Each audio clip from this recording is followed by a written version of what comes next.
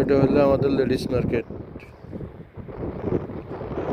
Ladies মার্কেটের চিত্র এখন বিলকুল ফাঁকা। মানুষ সব নামাজ পড়তে যাইতেছে।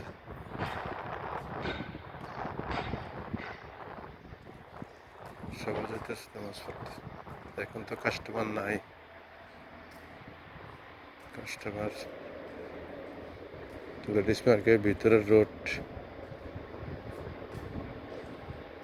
ওখান দিয়ে আবার রোড উল্টেছে। এই কদিন বিধি রোড উল্টায়,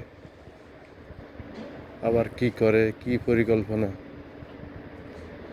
ওই যে এক লোক মাল বাজাইতে আছে, মহিলার মাল বেচবো,